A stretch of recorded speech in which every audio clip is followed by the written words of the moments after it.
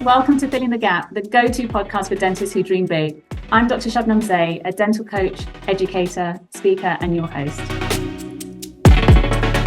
Whether you're setting up your practice or aiming for growth, I'm here to provide you with stories and strategies through insightful conversation with industry experts. With over 20 years experience and the founder of my own successful squat dental practice, this podcast is designed to inspire and empower. Let's bridge the gaps in your dental practice knowledge together. Hi, and today we have the amazing Shaz Memon with us from Digimax Dental. Hi, Shaz.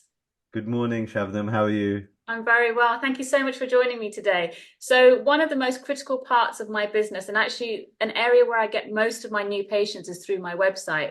Now, Shaz has his own digital marketing company. Shaz, tell us a little bit about Digimax and how you got into the dental world. Of course. So, Digimax Dental, my agency, we specialize in designing powerful dental websites. So we added the word powerful in the recent years. So dental websites, search engine optimization, so ranking patients higher on Google, practices higher on Google, excuse me, and branding, memorable branding that's timeless and makes practices stand out and puts them in the forefront of the patient's mind whenever they think of dentistry. So that's what my agency does. But there's a lot of history behind how I got to here today. I founded Digimax in 2003 when I was 18 years old. Unfortunately, you're going to do the maths and work out how old I am now. But officially, like before that, it was actually the age of 16 where I drew the D logo that we use today in maths class. And growing up, I've got two older brothers, so I was the baby of the family, believe it or not. And my brothers are 10 years older than me, and they are graphic designers. So as a child, I was immersed in an environment at home where they were building their businesses as freelancers and designing, the old grass. There was no Photoshop, there was no Windows. They were using things like Letraset, where if I wanted to write Shabnam, I would get S and transfer it on a paper with a pencil, then the H, then the A. So I was seeing this as a kid running around the house. And when my brothers would leave home, I would play with their utensils and their tools. And then when dad bought them a computer, I would log on and use it. And then when I would hear the door, I would just quickly shut everything down and go back to what I was doing because I was worried I would get told off. And one day my brother walked in and it was like a rabbit caught between headlights. I was like, I didn't hear him coming. And he looked at me like, what are you doing on the computer? I mean, it was like untouchable, it was a lot of money back then. And I said, I just wanted, I stuttered. And then he walked up to the screen and he said, did you make that? I said, yeah. What, on your own? Did Vas help you, my other brother? I said, no. And he was so impressed with what I had done because he didn't know that I was absorbing them work, that he then encouraged me and he got me helping him as a young child in doing this stuff. So then I went to university and this carried on. I would help them with bits and pieces. Then I went to university, and whilst I was at university, I was studying e-commerce. By this time, I could design as well. Some said, if not better than my brothers, right, who were far more experienced than me. And I started designing for, you always had entrepreneurs in uni, so they were holding balls or doing a side business. I would do their designs. And with my student loan, I converted my parents' garage in West London. We had a three-bed semi. I was living with my parents, and there wasn't much room to really have my own space. So I converted the garage into an office where I could work. And there really wasn't any big dream or aspiration, Shabnam. It was a hobby where I was just designing. I didn't think I'm going to turn this into something. It's going to be a big business at that time. And I just started designing. And when you're good and you're passionate, as you know yourself, Shabnam, with your own brand, people are attracted to you and your business starts to grow because they talk about you. We know already customer service in the UK is quite substandard. So when someone does something good or they're communicating really well, people tend to notice. And that's what was happening with me. So when I was at uni, I was getting so much work and I didn't know how to say no because it wasn't about the money. It's normal to just keep doing work. And when uni finished, all my friends were looking for a job. I was starting to get some like quite sizable work coming from, big organizations who friend of a friend of a friend who works in the BBC, and I'm doing work for these big organizations. So what I did was I thought, let me take this a little bit more seriously and see how it goes. So I went full time working in my garage to start designing. And then as I started to pitch for work, some companies were rejecting me because they said, what, you're a one-man show in West London. Then what I did was I bought a central London address as a mailing address. I got a central London phone number, all connected to home, but they wouldn't know that. And I slowly started to build up the business. Then what happened was, Shabnam, is I moved completely into website design. So I was doing graphic design for print, brochures, that kind of thing. And I got my first dental client and I started working with him. It's a long story. It didn't go too well because I didn't understand dentistry. He asked me to print some flyers for him to promote dental implants. And I didn't know what a dental implant does or what problem it solves. I just knew it as dental implant. I was going to promote it just like I'd promote an estate agent or a car mechanic. So I said, yes, doctor, if you could send me the information, I'll put it on the flyer. Now he was flying out, right, that same week where I was meant to design this. And he said, look, I trust you. You just go and print these 10,000 flyers. So I copy and pasted the information he gave me, and it was dental implant. I think it was something like from 699 per tooth, right? And he said, I want it to stand out. So I whacked on the color red, and and we know red means blood. And it was so beautifully designed, Shabnam, from a graphical perspective, but so poorly designed from a human interaction perspective.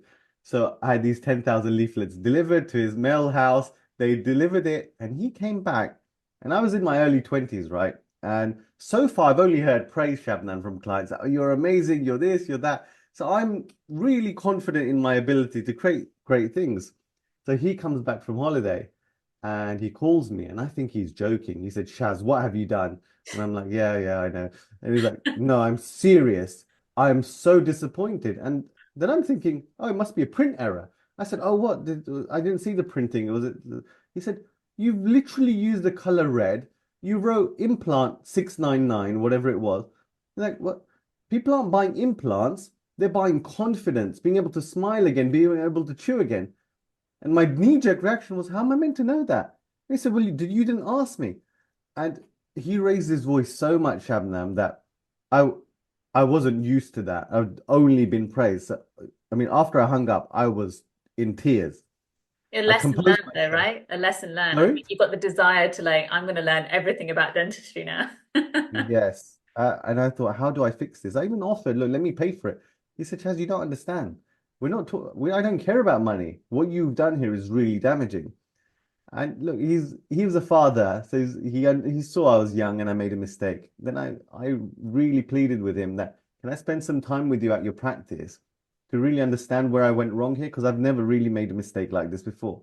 So I spent 2 weeks with him, and I understood that dentistry, promoting dentistry is not like promoting nearly any other business service out there. It's about promoting the outcome of how someone's going to feel and be able to restore function and the confidence. And that's where the journey of starting Digimax Dental began. Um, However, there was a few more stumbling blocks along the way. So I still needed to have a regular income. So I was still doing a lot of non-dental work, and I would get dental clients on the side every so often. So I wasn't really building the dental side. It was just whoever heard of me, and then it would be one or two websites a year.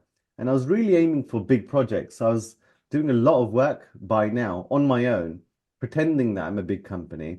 I had lots of different email addresses for different people, but it was all me, just so I could win the work. So I was doing work for BBC, House of Fraser.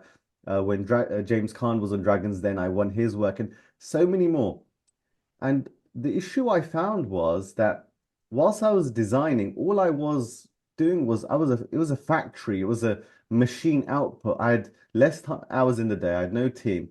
So I'm constantly just churning work out. And I got to a point where I felt I was quite depressed. I didn't realize it until my brother said, look, you've put on so much weight. You look like you've not slept in years. Because the format was I'd wake up, walk through mum's kitchen. So I'm eating on the way into the garage, right? I'll be there until 4, 5 a.m. and then I'm eating on the way out, right? There was no focus on nutrition, nothing. No one teaches you this stuff, right?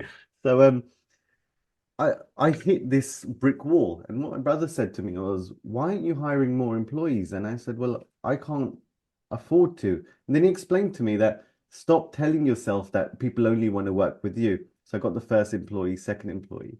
That happened a bit later, but there's something crucial that happened in between that changed the way I understood websites. Now, if any of our listeners have ever worked with any designer in any capacity, usually the way it goes is, and Shabna, you might have had this experience, I don't know. Usually the way it goes is you'll engage a website designer or graphic designer, and you'll say, this is what I want to do. And the designer will say, yep, great, I understand. And they will design based on what you've told them, and they'll show you the design. And now it's your opportunity to say, yeah, I like the colors. No, I don't like the colors. Yes, I like the design. No, I don't like the design. And for years I did that. And what would happen, Shabnam, was it's very easy to please a client in that way because you keep showing it to them until they like it. And as a designer, it's very easy for you to move things around. The problem with that is the client doesn't actually know what's right for them or what's good for them. There's no data behind what's going to be successful. What's a patient likely to interact more with? You know, we hear about marketing agencies charging hundreds of thousands of pounds for a logo, and you look at it, it doesn't make sense. It's because there's so much thought that goes into if they invest £100,000, will they make £10 million from this investment? And that's not how design is done. So I knew in my heart that the way I was designing was incorrect because it's a bit like, I remember in school, one of the teachers said to me, Chaz, have you ever turned the radio on and you hear a song and you love it straight away? And I said, yeah. And he says, that's the song that you end up hating very quickly, right? And then what about the song that you don't like straight away and it grows on you and you end up loving it for years? It becomes a classic. I was like, I can relate to that. And he was giving me an example of something. And I think design is the same way. I can show you something based on your mood, based on your understanding, based on what your limited knowledge is today. You might love it. But then a year on, you may not. And you're going to think, why wasn't I advised correctly? So whilst I was establishing Digimax, um, I had an idea. And that idea was to start a company that designs TV brackets, complete diversion. Because as you're working with businesses, you start to understand a bit about business. And what happened was I was in my garage and I saved up a little bit of money and LCD TVs had come out. Well, plasma TVs actually. And I saved up enough money and I had this vision that I'll have this plasma TV on the wall. So I can, like, if clients come, because clients did come, they used to come from the side gate, they used to sit with me. And I never let them feel that they're in a garage in the back garden. It was done as nicely as I could. And my next purchase was going to be the TV. So I went to Curry's, saw the TV, I knew how much it's going to be, and took my order to the till. And I said, I need a TV bracket to hang this. They said, sure, of course, go over there, grab a bracket, thinking a bracket's going to be 20, £30. And I'm looking at the brackets and they were 200 to £300. And I couldn't understand why a piece of metal is so expensive. And Shabna, I literally had no money left over to be able to buy that TV bracket. Yeah. And I went up to the till and I said, is there anything cheaper? Because the brackets are £200, 300 and the TV is several £1,000s. And they said, no, that's what it is. So I bought the TV and it sat on the floor. So imagine, I'm looking down at it like that. And I just couldn't get my head around how is this possible? So I started designing my own TV bracket out of frustration, but also seeing a business opportunity. And I went to China, I had these manufactured, I did research on what these other companies are creating. And my TV bracket was going to be sold at £40, whilst these are £300. So I designed something, manufacturer, we worked on it, and the shipment came over. And I said to my friend that, look, I run my agency. It's hard for me to do this full time. Is it okay if I just take care of all the marketing function and you take care of the back office? So you ship it, you handle customer service. All I'm going to do is make sure we get the orders in. So we made this deal. He put in 50% of the funds. I put in 50% of the funds. Again, it's me clearing out my bank account. And he's young as well, but entrepreneurial. And him clearing out most of his bank account. I think it's like just over £20,000 investment.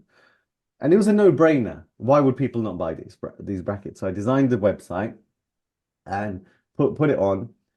And maybe I got one or two sales from it in a week.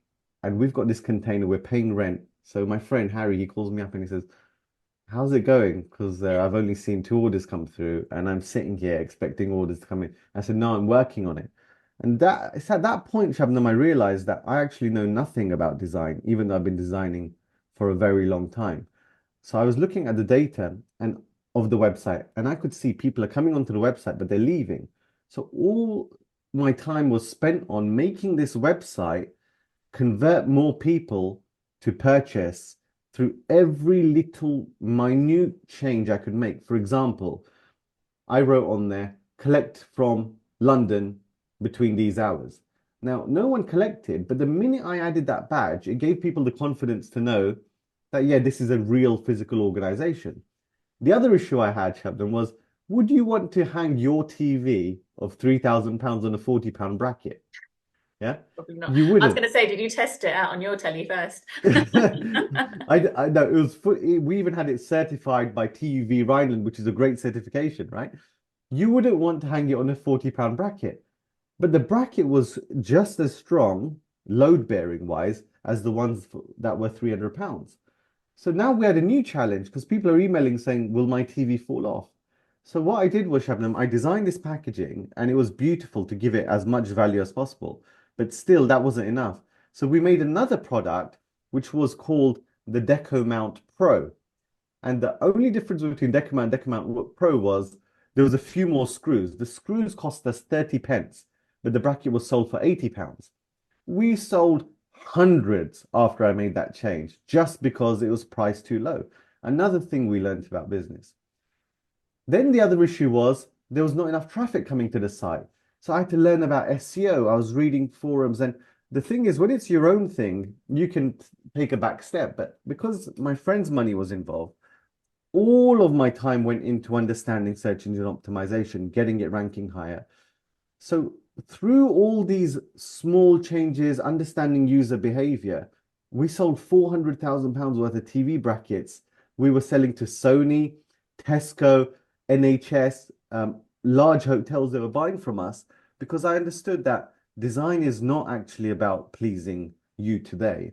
It's about making the business profit. And then I applied that to dentistry. And when I was looking at dentistry, Shabnam, I was really upset at what kind of websites were being put out there. And unfortunately, it's natural. A dentist doesn't study marketing and design. They don't know what's going to work, what's not. They're trusting the people who are trusted in the marketplace. So a little bit of me was upset. A bit of me was jealous that how can someone who's all these companies that I feel aren't as good as me and don't have the knowledge from non-dental be producing work like this and doing really well. So I felt dentistry was really far behind when it came to marketing. And in 2017, this is like a year after I had my daughter, I thought something has to change in my business because all we were doing, Shabnam, was churning out work. The stress was high, income was high, but I didn't feel I was making an impact because we could do one great billboard campaign. Then that's it. We don't know if we made an impact. We're just producing. You have to So I measure said to it. the team that I want to be the best and most well-known in dental, and we're going to do that by giving dental something that they've never received. So what we did, Shabnam, was all the websites we were creating, we were monitoring how a user behaves on the website and having about, I think it was about 600 websites under our belt live, active at the time. We looked at what's making a patient leave a website and what's making them stay on. For example, if you came to us, Shabnam, and said, redesign my website, a non-negotiable from us would be we wouldn't allow you to move the contact us button from the top right hand side of the website because we've seen from our data that 74% more clicks happen when contact us is on the top right hand side. And Yeah. if you ever purchase an advert in a magazine and you ask for a right hand side page, they will understand that you're asking for that and they might even charge a premium because our eyes naturally go towards the right. So over time, we built something called the Digimax success formula, where we understood this works, this does not work. This reduces patient interaction. So data tells us that a patient makes a decision on whether to stay on a website within 3 seconds, sometimes often less. Yeah. And when we did a little study, Shabnam, we asked 100 patients for all demographics, what do you look for when you go on a dental website? And the only reason for this, Shabnam, we can still produce websites, get clients, they're happy at the time. No one's asking us to do this, but I wanted to produce something that makes our clients money. So we asked patients, and the things that they said were, immediately, I don't want to hunt for the address. I need to know where it's located. Okay. These are the things that patients click for. Where it's located, the phone number needs to be there straight away. The key treatments that the practice offers. So often websites will say, welcome to Apple Tree Dental, right? But who are you catering to? If it's a practice that does a lot of restorative work, I don't want to see someone in their teens with a perfect smile, really unrelatable stock imagery. It's got to look like a practice that's steeped in old-fashioned values. However, if you're a super cosmetic practice and your demographic is between 30 and 50, immediately, without having to do any work, I need to see that. So our brains are wired on such a high level now, we automatically sift through information because the amount of data that's coming towards our way. And that was one of the things that patients said to us, that we need to know what kind of practice this is.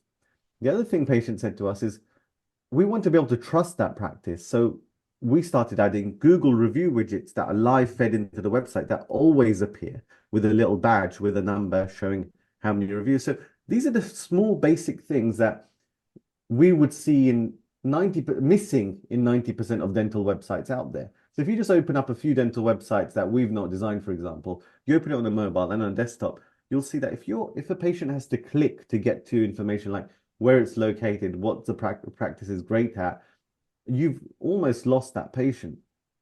Yeah. Also, the It's other thing interesting you is, said that because I've watched yes, patients on my website and you can actually see the cursor, what page they're on, how they flick between the pages. It's really interesting when you see how they view a website. And often they'll just miss over a lot of the stuff that you think is really important and they'll just hover over something really, what I think is insignificant, but for them is a real attractive factor of the website. see, this is why you're impressive, Shabnam. You're probably one of the few people that's ever done something like that, heat mapping. You're absolutely right. But honestly, Shaz, you know me, you met me when I first set the practice up. I knew nothing. Yep, I knew nothing. I've learned it over the years, and it's amazing how much. But you need to learn from experts, and that's another reason why I've got you here. Because yes, whenever I've spent time with you at the private dentistry awards or any shows, or when I've met you outside of work, I've always gained some insight from you, and I've always really appreciated that. And also the pitfalls to avoid, like you're just mentioning little things like just putting that button on the top right hand side could increase your conversion. You said 75% more clicks. yeah. That's significant if you're a new practice. Definitely. It's huge. And yeah, I remember our first ever conversation, you and your partner had just opened up the practice. And you've literally learned from the ground up and marketing yourself. And so it takes a lot. And really in all walks of life, it's great to trust experts as well. But there's so much knowledge we should have before we approach an expert as to whether this expert aligns with me as well. I mean, I'll give you an example. There's so many conversations I've had with practice owners which have websites which are fairly new. Okay, I mean by new, a year old, and they will contact us and say, "Can you do SEO for us?" Most often, we will decline doing SEO because SEO means you're ranking a practice higher on Google, right? So if someone typed in dentist in Pinner, if we ranked up a website that we had not designed and we said, right, here we go. Here you go. You're ranking higher. They're going to say to us, well, where are the patients then? And we're going to say, well, you told us to rank you higher. You didn't say anything about patients. Well, it's obvious we want more patients because we're ranking higher. Now, if at that point we say, these are the issues with your website, they're going to be really upset. So what we do now is we say, well, look, these are the issues we see with your website. We can send traffic to your site, but what's the point? It's like putting water into a bucket with so many holes. So we have these conversations from day one. Yeah. And we've got some amazing examples around us that are non-dental. If you look at the Amazon product page, right? Not beautiful in any sense in terms of font and how it looks. It's just like, here you go, image reviews, this, that.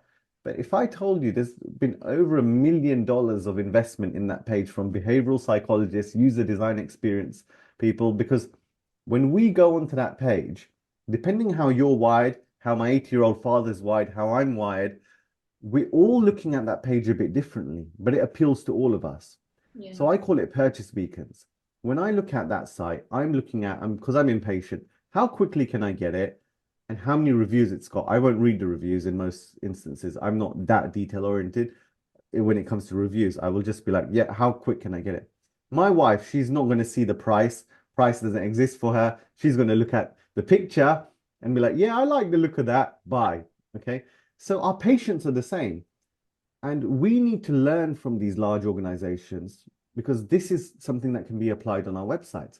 So many conversations I have with dental practices, they'll tell me something about the practice that Invisalign's a huge focus for us. We've done this, we're platinum. I go onto the website and this is where I'll find Invisalign. Go onto the website, click on treatments, click on teeth straightening, then click on Invisalign. Invisalign's lost with Damon braces. How is that practice a leader? And I'm going to have to hunt for this. That's not telling me you're a leader. It shouldn't be hidden in the treatment menu. So we've done so much thinking for our clients and on a weekly basis. For example, this week, we've learned a few new things that we're going to adjust our success formula about how bots are blocking websites. And whilst they do, a bot is like a doorman in the club. You have to go past the doorman. So bots give us this feeling of that they're capturing a lot of leads. But there are a few people that are getting irritated by it and they're leaving the website. So how do we cater for that? We add that to a success formula.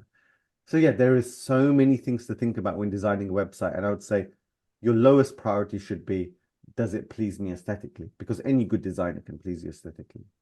Yeah, actually, I remember when we were doing our website and people wanted us to do all this stuff, and we had a design. We wanted it to be very brand aligned with our brand, very Yeah. clean, very us. And they wanted us to have flashing banners on it or something. And I was a bit like, no. And it's funny how it's my business. So I took it very personally how it looked. And actually, in the beginning, I probably didn't listen to experts as much as we could have done. But with time, you learn, you tweak, you change your direction. And at the end, actually, the website's very much still the same. But you're right, there's little things that we've changed, like where we put the call to action buttons. What's Yeah. the first thing they see when they open up the web page? But it all has to kind of align with the brand as well, because you want it to be recognizable. You Yes. mentioned Amazon. I was going to ask you, do you have a picture of you when you were working in your garage? You should have that Um, somewhere, Shaz. I Where might, it started and where you are now in Marylebone. It's such a nice before and after. I'll see what I can find. I'll send it to you if you promise not to share it. So when you've kind of touched on it a little bit already, but when you're working with a client, say a new client, say someone that's setting up a squat practice or someone new to you, what would Yeah. say the things that makes it easy for you to work with them and for them to get the best out of you? Great question. It used to be a huge challenge, Shabnam, because if you're trying to produce something truly bespoke, you need to spend a lot of time understanding the practice, the demographic. Some people would say all dental practices offer the same thing. And I would say every dental practice is so different. Your voice as a leader, as an owner, is so different to anyone else's voice. What kind of patients you want to attract now to the type of patients you're going to want to attract in the future. Um, Specific to our agency, so whoever you're using, but specific to our agency, we also know that you've got more things to do than build a website. So often when we were working with clients, we found that in our quest to try and create something unique, we were also delaying the process because it takes so much time to understand and get answers to these questions. So we built something called a content portal at Digimax, which means you log in and all the questions are there. For example, um, is there a particular sector of the community that you want to appeal to? Is there something you're very good at? Is there something that you want to be doing more of in the near future? I mean, these are just three out of many questions. And you can fill them in your lunch break, press save, and it's a progress bar. And then we can start the project. So I would say if you're going to be using an agency, give them as much clear, actionable data as you can. The thing is, many agency owners, they're very good at design and marketing, but they might not have the business experience that I think agency owners need. So you should spell it out for them. If you don't assume that they're going to do what understand your business the way you do, right? So spell it out for them that this is where I want to go with the practice. This is where I'm now. And I think the biggest thing is tell them how you want patients to feel when they land on your website about your business. That's really important because we're so different. And you just need to look at people's choice of homes, their cars, their living rooms to understand that we all see things differently. So in a meeting, you're going to get the nods, but when you start to produce the website and see the work that they're creating for you, then what you end up doing is you try and make the best of a bad situation. And eventually the project becomes something like, I just need to get this done now. It's too late to turn back the clock. So start with as much information as you can for someone who knows zilch about your business. Yeah, I think, and as a new business, what I found was it doesn't matter how great a dentist I am or how an amazing experience I'm going to give the patient. If they can't get that feeling on the website or from front of house, they're never going to get to me. So, you know, you have to look at your patient journey, how they hear about you, where they're going to find the contact information, and that all feeds into the patient journey. And the website, now, as I mentioned, Google's our biggest source of patients. Our website and Google is the biggest source. So it's critical, actually, which is why I feel that when you're setting up a new business or you're taking over an existing business, or just as an associate, I feel associates themselves are self-employed. You are your own business. I kind of teach people how to set up squats, but I actually teach associates that they are actually their own business and they should learn how to market themselves. They should learn how to create a website. Absolutely. They should learn those skills now, because if an opportunity in the future comes to set up a business, whether dental or not, they're going to be much more successful running it. And I remember I had a website for myself as an associate. How long have I had it for? Maybe 15 years. So I've only had West House Yeah. Dental for 5. But it's something that I set up ages ago. It was a static website, no blogs, nothing, Shaz, you'd hate it. But I just did it. And I learned so much through that process that some of that residual information kind of came through with me. And I realized the things I had to change when I did it for my practice. That's a brilliant point you touched on. Many inquiries now come in from associates. We call them super associates. And I wrote Instagram for dentists, which did really well. And many associates were encouraged to start their own Instagram account to promote themselves and their work. Now, the issue associates have if they don't have a website is you're going to give a treatment plan to a patient. Often the decision isn't happening there and then, especially if it's someone maybe elderly and they've got decision makers at home, sons, daughters. They're going to Google the doctor's name. And what's going to come up? It's going to usually be a little paragraph on the website of the practice that you work at. So you're not able to build authority with your work as an individual dentist. So associates should have their own websites, whether you have it professionally designed by an agency like us, or even do what you did, just put something up there. Now, if you create a website with your own domain name, drtomsmith.co.uk, for example, it's got your picture. People aren't going onto the website to see your qualifications. They're going onto the website to see, will you take care of them? Does this person have the same values as I do? Are they interested are they passionate about what they do?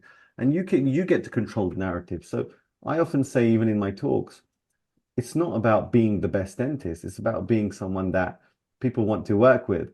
So you could have blogs about, the most commonly asked questions you get. Write a blog about that, but also write about your charity work that you might be doing on the side, books that you're reading.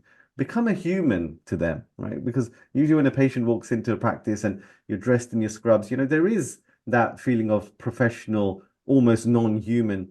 Break that barrier and you'll do so well. And we're surrounded by examples of people that have done that so well. That's amazing. Is there anything, if someone, say, wants to set up a website now, is there anything you'd say to kind of get in advance? Like, would you suggest getting a logo in advance or searching the domain name? Like, is there any tips? Like, sometimes with a squat practice, for example, when I'm talking to delegates that are thinking of setting, I said, if you like a name, just buy the domain now. Like buy the domain, buy all the social media handles, just get it now because you never know, it may go. Yeah. And that may change, you know, you can always scrap it later, but it's better to have if you really like a name. But I know you kind of take the whole you look after the whole process. Is there any tips you'd get, anything you can plan in advance, or portfolio of work, or I don't know, Yeah. brand colors? How could someone start? What's the basic things to start with if you're thinking, right, I want to set up a website? What's the first thing they should do? Should they just come straight to you and then you kind of guide them through the process? So the naming process is critical, and I've wrote about naming in many of my articles. And one of the things I say is you don't want to choose a name that's going to get confused with another practice locally for sure, because I've It's seen funny the you impact mentioned of that, that. Shaz. Can Yeah? I tell you a quick Why? story? So Go on. there's a practice near me that's Yeah. in it's not in Pinner, it's in an adjacent area, and it had Okay. terrible reviews, and Yeah. they've renamed their practice very similar to us, and they've actually put Pinner in the name, even though they're not in Pinner. And we were Oh, getting so many phone calls from that practice because people the names were so similar. People yeah. thought that they were calling their practice, but they're actually calling us, and that's how we found out about this. So they were kind of trying to piggyback off our reputation locally by So trying bad. to improve that because it was so bad before they did this total rebrand. So you have to be careful, people buying domain names similar to yours because they Yes. essentially divert traffic back to And them. the impact is immeasurable. I mean, if you were a bit naughty, you could direct them to your practice because they've called you. You know, lots of things can go Like wrong. that. I know Actually, you're and not also like that. there's lots of things people can do, isn't it? Sabotaging But them, the reviews, you could reviews get or negative reviews. doing bad backlinks and yeah, all sorts of things. It's Yeah, crazy. all kinds of things. So I would definitely start thinking of names which are not going to get easily confused locally. I mean, going one step further, if you've got a unique name, you can look to trademark it. Trademarking isn't that expensive. What that means is if someone was to set up a practice with the same name as you do have the right to write to them and say, look, I've got a trademark. You can't do this. And then it's up to them whether they want to listen to that warning, you know. But usually that does protect you. So thinking of the name, so in my articles I write about that if you are going to use a name, it's from an SEO perspective, don't use always choose a name that you feel suits your practice. But from an SEO perspective, if the practice has your location in the name and the word dental in the domain name, you have a slight advantage. Now, I don't want every single practice in the country to be called, I don't know, Pinner Dental. That's really dead boring. But I'm just giving that information there that if it fits your name, then a name with the word dental has a little bit more weight in Google than one that doesn't have the word dental in there.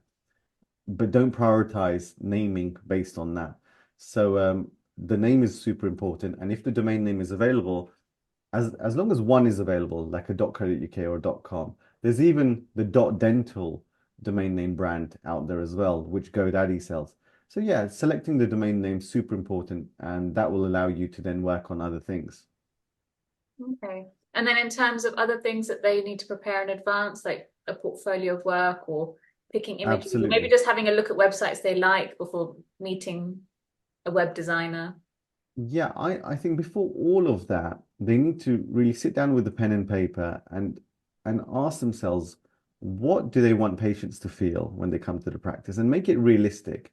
You know, it's very common for us to see websites like Prada and Harrods and Gucci sent to us. And then you look at the demographic of the area and you're like, all you're going to do is make people feel uncomfortable. Um, you know, if we go into Marks and Spencer, you're not really made to feel out of place. It's for everyone, but it is a high quality brand. Same with John Lewis. These are very carefully designed brands that don't make anyone feel out of place, yet they ooze quality, but they're not House of Fraser, Harvey Nichols. So there's a way to design a practice which is high quality, but not putting someone off. And even there's so many affluential patients which you've probably come across, but they're not of that nature to be blingy, wearing Rolexes. They're actually very humble, down to earth, and that makes them uncomfortable. So people's perception of how their practice needs to be to attract a certain type of clientele is often skewed. So I would say sit down and ask yourself, how do you want people to feel when they come into the practice? What does the practice look like for you now? So in a squat setup, it might be a practice you're taking over, which has already got an established reputation, which you must maintain to a certain degree if you start making huge changes straight away. I even say don't change the name if you take over a practice. And if you do need to change the name because it's called Dr. Tom Smith's practice, there's an article I'll share with you where I show you how to change the name by consulting all of your patients. So you send letter one, letter two, letter three, and you get them involved in the process and you tell them why you're changing it. So think about the practice you are now and the practice you want to become and how you're going to get there. This is so vital for me because then I can help you get there. Without knowing this, I'm just designing something like, hey, do you like it? Yeah, I like it. Go live. Of Yeah. course, cases, that takes us the most time when launching a website because often there isn't much in terms of case and photography. So a minimum of 10 cases should exist on the website. So start collecting your cases, Mm. team bios, team bios, treatment content. We normally recommend copywriters for that, but at least make a list of the kind of treatments that you're going to write about. That will help you hit the ground running when you do start the process. But the whole point of working with a professional who's been doing this a long time is you don't need to do too much upfront work. You're going to be guided. Yeah. That's the thing. I always tell people, learn from my mistakes. I did it all the hard way. And I kind of wish I had someone to hold my hand and someone to show me step by step. Yeah. And, there's different reasons why people don't do it. Either they don't know or they haven't got the budget for it or whatever the reasons are. Yes. But you kind of have to prioritize certain parts of your budget where it's needed most. What's going to give you the biggest traction in getting new patients, because essentially it's Absolutely. patients coming through the door that makes you a successful business. Yeah. And if you don't get that part right, like I say, you could have the best practice in the world and no one knows about you. Absolutely. I'm so Um, glad you mentioned writing things down, because I'm a big believer of pen and paper. I yeah. write down Nikita and I, where is it? Here, this yellow book. This is the book that I had when I set the practice up, and literally, you're probably in here, Shaz. Your business card in here, like everything I wrote down. And when you make an intention, I find it so important for you to know what you want. Like people get so swayed by what other people, I should do this, I should do that, other people are doing this. Yeah. Like, don't compare yourself to others. Just really sit down and think, what do I want? Who do I want to serve? How do I want my patients to feel? What kind of dentistry do I want to provide them?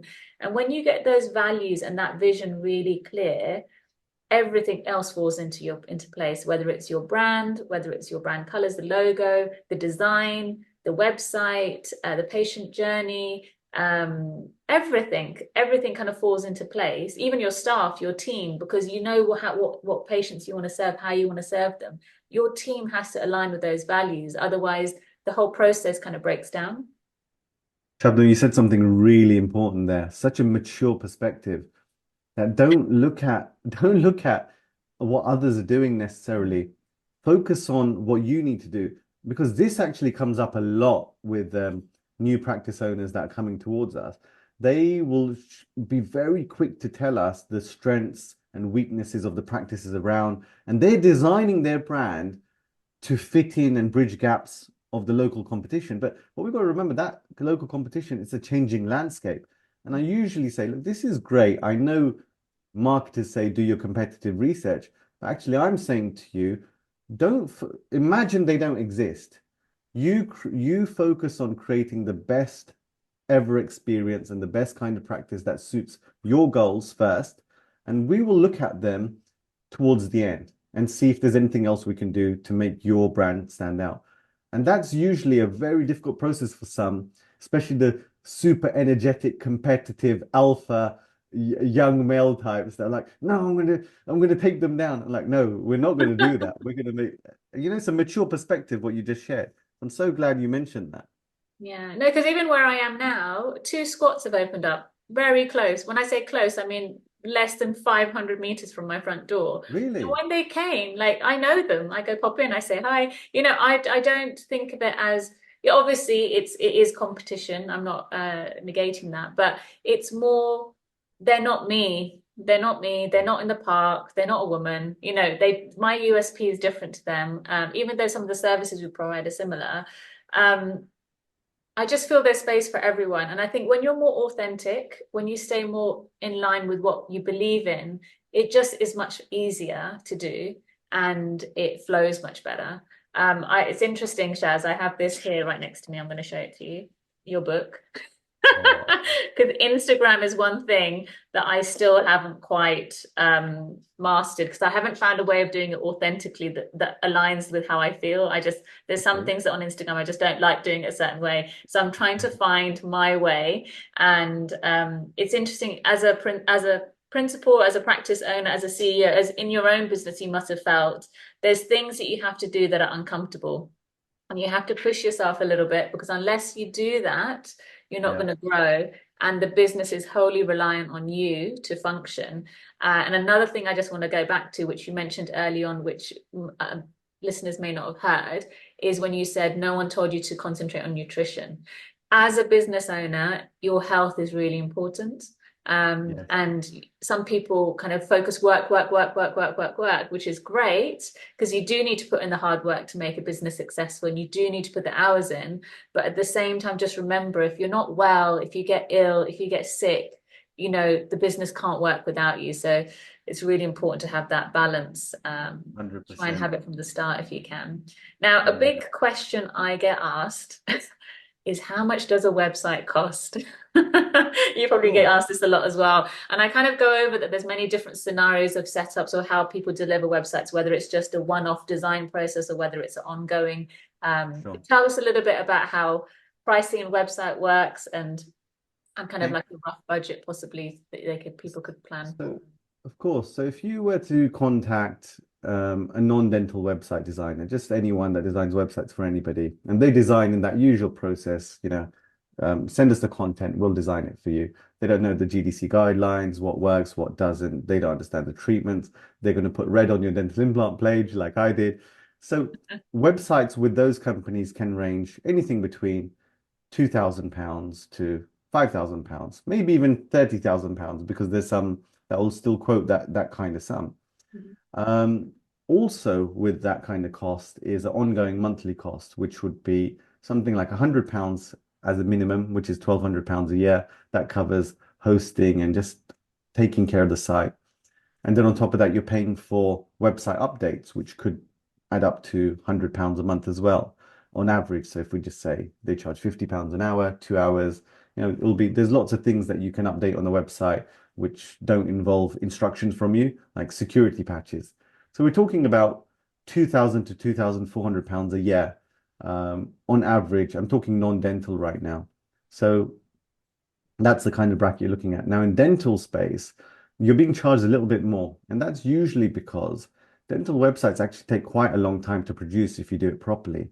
Our websites at Digimax, they take usually, so we quote 3 months, but usually they take 6 months, sometimes even 12 months, not from our part, just because there's so much collaboration involved.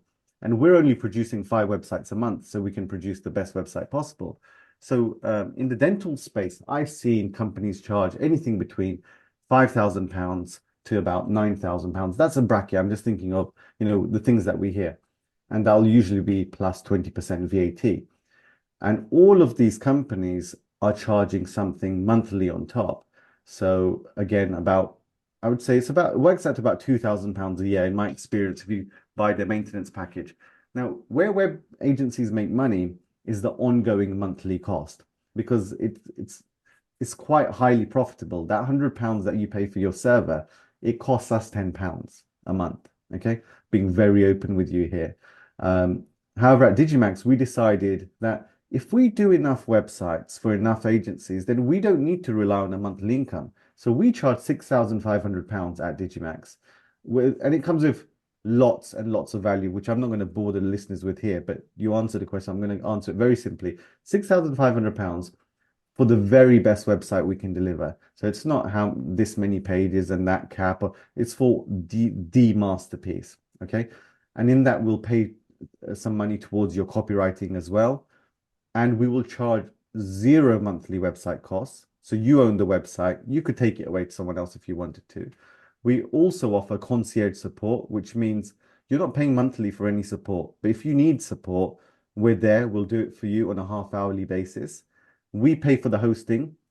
And in doing that, so hosting does cost us monthly. In doing that, we've built a brand which people want to speak about because you're not constantly paying for a website, which should only really be paid for once. So over the years, our product is £6,500, while others are compounding on ongoing cost. Yeah. It's good. I always tell people whenever you're buying anything, any piece of equipment, you kind of need to have to look at the long-term cost to you, not just what you're paying on the day, because people have amazing offers at the show and they're like £10,000 off if you buy it today. But it's the ongoing maintenance cost that sometimes is where they catch you. I remember there was a digital scanner, and I noticed that there's a calibrating device for the scanner, and it said replace annually. And I said, oh, it expires every year. They're like, yeah. And I said, oh, how much is it? And I think the calibration device was £700. Oh, So even wow. though the scanner was quite cheap, I was like, this calibrating thing, I'd have to pay £700 a year for this color thing, Yeah, which it can't work without it, because you can't work if you don't calibrate it. And there's these hidden costs, and it's not always obvious. Like if you ask the question, they give you the answer, but they won't at the outset tell you all of those little costs, because they'll yeah. Because assume it's that not you going to be know. appealing, is it? Yeah, no, but they'll assume that you know stuff. And like you say, don't assume anything. Just ask everything. Don't feel Yeah, that you're being naive, or don't feel like it's a stupid question. Like, I ask definitely. so many questions, as you know, Shaz. I love asking questions. Even when I was an associate and the repairman would come to the practice to fix my chair, I'd be like, Yeah, oh, so why did that break? Or, is there something I can do to stop that breaking again? Or how many of these breakdowns do you get? Like, I just ask questions, that's because great. from those questions, you get an understanding of what the common problems are that in many Yeah, different fields of dentistry. And it's going to more likely set you up for success. And also know that when things go wrong, because sometimes things don't go to plans, or things fail, or things crash, or things happen, that it's okay, that does happen, but you just need to have a strategy of how to get out of it quick, and have someone that you can communicate well with. Another thing I absolutely. say is, I don't always go for the cheapest ever in anything in my practice, but what I do go for is I work with people that I like. And that for Yeah, me is really important, because when you're stressed and something's not gone right, you need to know that you can pick up the phone and speak to someone, and they're going to 100%. help you get out of that hole, whatever it is, quickly and in a nice way. So it's always really important to kind of meet suppliers, get to know them, get to know their teams, because it's a long-term relationship. And Yeah, for a website, again, it's about communication. If someone doesn't understand what you're trying to explain, they won't translate that into what you want. There'll be a miscommunication. So it's really important you have good, absolutely. clear communication. And that's also but your responsibility to Yeah, understand what you want and articulate that well. There's so many things. I think just looking at websites, there's so much more out there. I love Canva. It's so amazing that Canva's didn't brilliant, exist isn't when I it? set my practice up, and I used Yeah, to look at it, and now I just absolutely love it. It's just there's so many tools that you can use that are easy. But again, yeah, as a practice owner, you have to think about your time, and whilst you can do a lot of the things yourself, you also have to allow others to do things for you, so you can grow your business and you can work on the business absolutely. rather than work in the There's business. something you touched upon about support. And really, with websites, the real journey begins once the website goes live. That's when you really get to know whether that company cares about you and is able to care about you. Now, coming from that space where we're so overworked, it's so hard to have employees and make a profit, because you obviously need to be doing enough work to be able to sustain a team. For example, in our web support team, there's 5 people. But I remember in the early days, we would design websites, people would love it, but we had a few people leave because our support, you'd send us something to update on the fees. We're doing it 3 days later. That's not good enough. So not all support is equal. And we've got a running joke in our recruitment process that when we're hiring someone, if they can get Dyson to replace a battery for them in a Hoover, they get the job, because Dyson support is so difficult to get anything sorted with, right? So that's going to be one of our tests. And on the other hand, I contacted Hotel Chocolat because my wife had that chocolate making thing, and the button stopped working. It was so effortless. They sent another one. They didn't ask any questions. They didn't ask too much. Great. Of course, there's an impact for that. But am I going to talk about them positively? So what we've done is we've made our support service, which has no monthly cost, the pinnacle of support. Uh, because I know where all other agencies fail, and if anyone's used enough website designers for a long time, they're available today. They're not available tomorrow. They may not even be doing websites tomorrow. They're interested today. 2 years on, they've lost complete passion for that project. It's a chore now. So that the real journey happens when you need support. And I'd say look at their Google reviews. Yeah. I'm obviously saying that because we've got over 400 Google reviews. I love it. I love it. It's free marketing actually, and I love it that it's a real testimonial from a true client. So you will get a real client perspective of what it is like to work with that business, and that's how our patients feel about us as well. So Yeah, yeah, well done that's for getting great. reviews. I need to catch you up. Thank you. Thank you. But realistically, I mean, I know we're talking about this and there's a little bit of a business plug, but it's hard not to talk about this without mentioning the company. But realistically, there's so many people that reach out to me and the company, and we give them advice and we say, look, don't start again. Just make these changes here and then come to us in a few years. We're that kind of company. We're Yeah. like you pop into that local practice, you say hello. If you're good, there's enough work to go around. We're here to help people. We're not here to make money. Money is the byproduct. And I feel we've helped enough people in the industry that we've got a reputation of care, and I want to maintain that. So any listeners here, if you already embarked on a journey and you can't change, you can't use us, we're still able to help you, can still talk to you. Yeah, totally. I think that's what I felt when I met you, Shaz, is that you're so open to people just coming in and giving advice freely.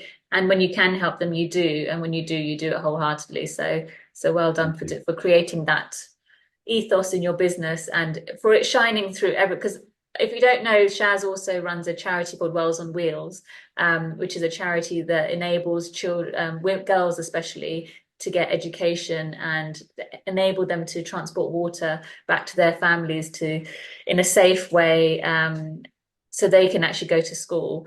And it just permeates through you, Shaz, that you just kind of want to help. And I really admire that. I don't Thank know you. That's how you very find the kind. time to do it all, but you do. Excellent delegation and A great good recruitment. CEO then. Great recruitment. You attract people who want to work with you. So that's really good. Actually, websites, on that note about recruitment. Recruitment, obviously, you've experienced the challenges in that with the state of affairs right now out there. So many clients have been telling us your websites have helped us to recruit better. So we've built a module. So if you're going to be building a website or you're already building it with someone else, add a recruitment section in there and advertise jobs all year round and tell them why it's a great place to work at. And it's really helped a lot of practices because they get applications where otherwise they would have to go out advertising on places like Indeed. So it's a massive recruitment tool as well if done right. That's amazing. Thank you so much. Just a great chat today. I think there was so much value. I think, there's so much in there. If someone needs, they're probably going to need to have to listen to it again to get all those nuggets out of there. If somebody wanted to get in touch with you, what would be the best way for them to contact you? Sure, if you wanted to speak to me directly, I think Instagram's best. Um, Shaz.Memon, just send me a DM. But if it's a company thing and you want to get a quote or you want to discuss your website in more detail on a more commercial perspective, just fill in our little form on digimax.dental and the team will jump right on that. Amazing. Thank you so much, Shaz. You're most welcome. Thank you as well. Thanks for tuning in to Filling the Gap. If you loved what you heard, please take a moment to give me a 5-star review and subscribe. I'd love to hear what stood out for you. You can follow me on Instagram at Dr Shabnam Zai. I offer a free discovery call to see if I can help you on your journey. If you're interested, you can book a call with me through my website, shabnamzai.com. And if you enjoyed today's episode, please spread the knowledge and share it with a friend. Thanks for listening and see you next time on Filling the Gap.